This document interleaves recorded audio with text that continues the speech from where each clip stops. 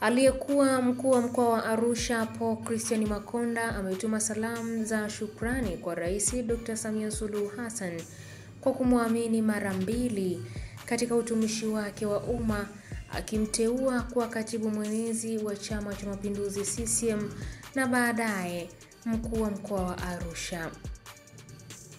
Makonda ametoa shukrani hizo katika jukwaa la wanawake lililofanyika katika ukumbi wa kimataifa wa mikutano AICC jijini Arusha, ambapo mgeni rasmi katika jukwaa hilo alikuwa katibu mkuu wa CCM Balozi Dr. Emmanuel Nchimbi. Hii ni ABT Media na mimi ni Irene Nziku.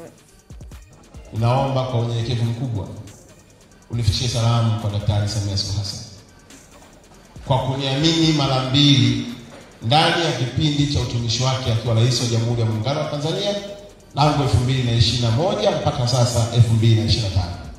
Kuniamini kunipa nafasi ya kuwa msemaji wa Chama cha Mapinduzi, lakini kuniamini kuja kuwa mkuu wa mkoa wa Arusha.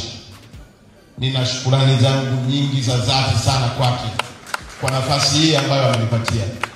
Sikutegemea kwamba leo itakuwa ni siku yangu ya kutoa hotuba ya kuaga, lakini kila jambo lina mwanzo na mwisho wake.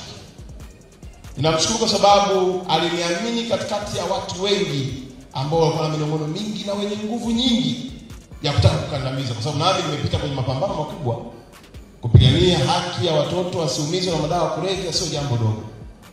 Kulinda watoto wasiingie kwenye ushoga na usagaji sio jambo dogo. Wenye nguvu walipambana, lakini Daktari Samia Suluhu Hassan akaziba masikio.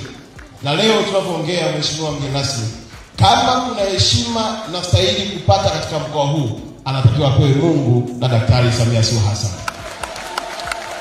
Asingekuwa yeye, nisingepata nafasi ya kuwa mtumishi.